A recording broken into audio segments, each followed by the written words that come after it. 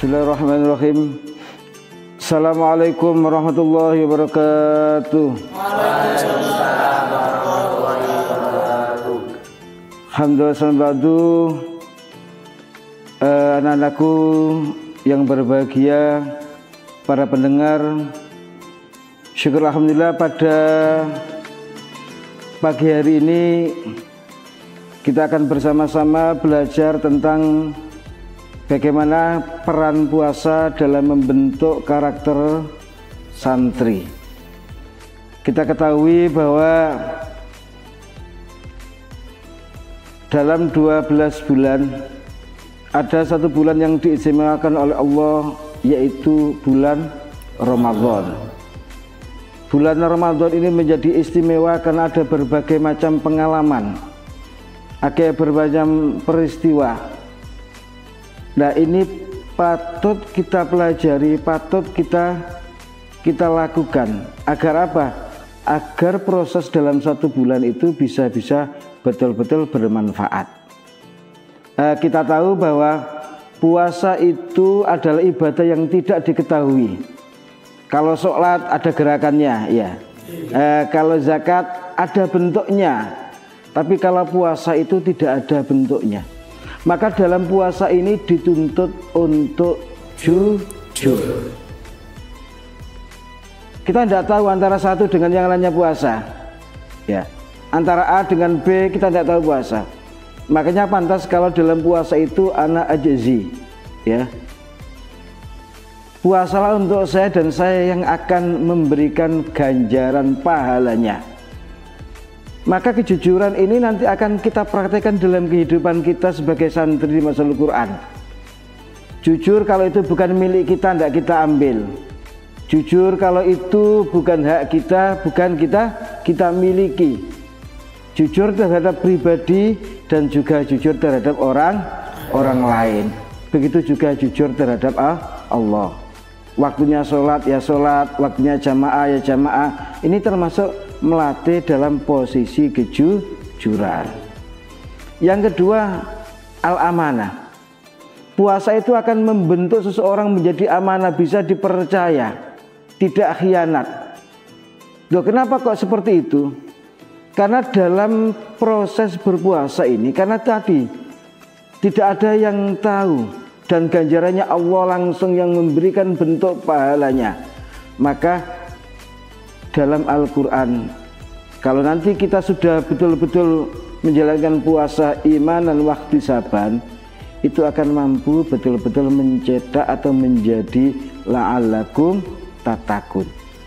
Nah, kalau sudah seperti itu, maka jangan sampai puasa kita itu hanya mendapatkan haus dan lapar. Kita tidak dapat apa-apa, ya. Ternyata puasa kita masih dalam tataran menjalankan kewajiban. Sehingga aturan-aturan yang perlu dilakukan, termasuk salah satunya, ya, kita tidak boleh maksiat, tidak boleh ngerasani, ya. Ini bagian-bagian nanti agar kita tidak khianat.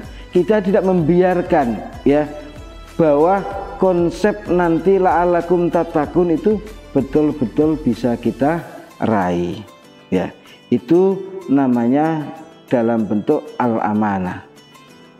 Ada juga nanti dalam proses, ya, dalam puasa itu akan membentuk kita ta'awun, saling tolong menolong. Di manakah letak bentuk saling tolong menolongnya? Mungkin, ya, ketika ada teman kita tidak bisa berbuka puasa, kita kasih takjil, ya. Konsep ini juga akan kita perhatikan dalam kehidupan sehari-hari kita di pesantren. Kita tolong menolong sama teman kita. Kalau temannya tidak mampu, ya, tidak bisa untuk belajar, dibarengi belajar. Kalau temannya butuh ini ternyata tidak mampu, kamu lakukan. Ini nanti akan kita belajar bersama-sama untuk menuju pada konsep at-ta'awun, saling tolong menolong. Ya, ada juga bahwa dalam satu konsep untuk puasa ini tercermin sifat al-adalah. karakter kita nanti akan menjadi karakter seseorang yang betul-betul adil. Adil karena kita bisa menempatkan sesuatu. Ya, puasa itu dimulai dari apa? Dimulai dari ya, sampai pada ketika adzan subuh, adzan maghrib, ini kita kan dilatih untuk adil. Ada sampai imsak. Ya, ketika imsak nggak boleh, ya, sekalipun dalam aturan fikih itu tidak apa-apa. Tapi ketika sudah imsak itu kan ditahan dulu. Nanti agar apa? Agar bekas makanan itu lupa tidak kita bersihkan, akhirnya ketelan masuk di perut, ya. Makanya ada bahasa imsak. Itu kita lakukan, ya. Kemudian nanti, ya, ketika berbuka terus kita buka, maka sifat ini nanti akan terus kita lakukan dalam kehidupan sehari-hari. Maka nanti adik-adik, ya, anak-anak akan mampu meletakkan pada satu sesuai dengan tempatnya masing-masing. Dilatih, oh ini tempatnya sandal, oh ini tempatnya kopiah, ya, oh ini tempatnya baju, oh ini waktunya belajar, oh ini waktunya makan. Semuanya akan ditata tertib, ya, karena kita menjalankan puasa itu betul-betul dengan sesuai dengan ketentuan-ketentuan syariat. Ada juga nanti dalam puasa itu akan membentuk sifat sabar, ya. Kenapa? Karena kita menahan haus dan lapar. Yang terpenting kita mampu menahan hawa nafsu ini, ya. Kata Kanjeng Nabi, waktu setelah perang Badar selesai, Kanjeng Nabi ngendikan dawuh, para sahabat, kita baru selesai dalam proses pelaksanaan perang yang Ashur. Roja'na, kita akan pulang kembali bersama-sama ila jihadil akbar. Kita akan menuju perang yang lebih besar, ya. Kata para sahabat terus kaget. Loh, Kanjeng Nabi, ini perang yang besar. Terus adalah kita perang yang besar, Kanjeng Nabi, yaitu perang melawan hawa nafsu.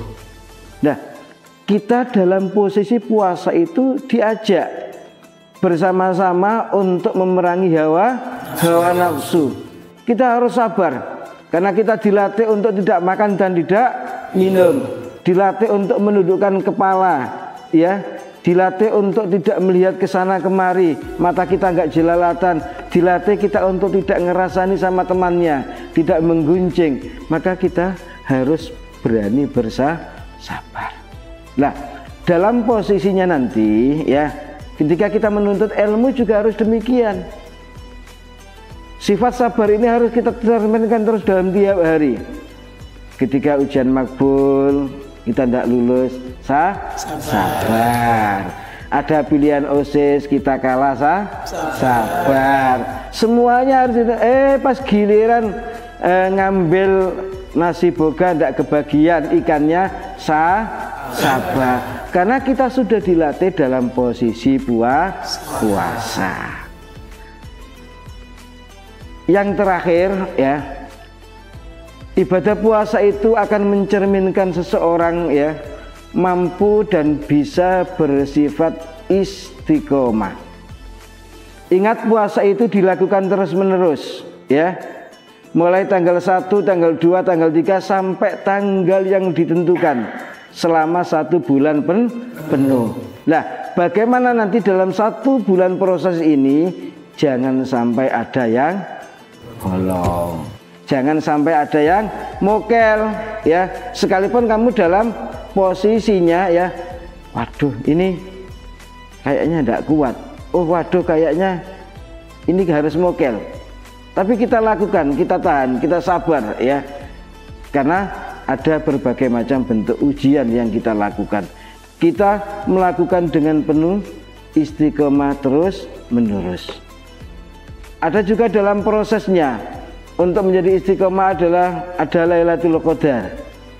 Kita diminta untuk bareng-bareng bagaimana memperolehnya, ya, sehingga kita tidak lupa menjalankan sholat tahajud, sholat hajat. Ini akan terus dilakukan sehingga lama-kelamaan, ya, kita akan bisa menjadi anak atau menjadi santri yang betul-betul bisa istiqomah.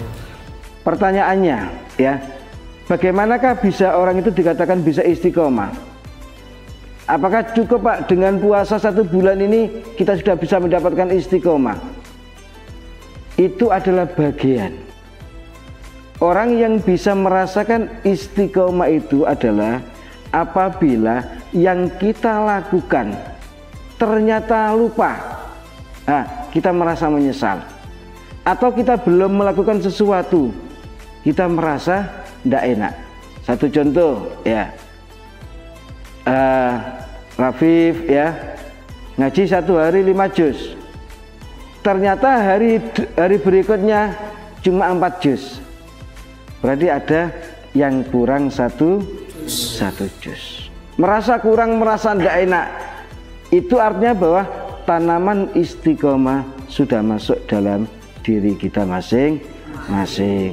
Mudah-mudahan puasa tahun ini bisa memberikan kita, mengembangkan, membentuk karakter kita betul-betul bisa menjadi karakter-karakter yang sesuai dengan harapan kita, sesuai dengan karakter yang diharapkan orang tua kita, dan juga sesuai dengan harapan yang diharapkan oleh pesantren ini.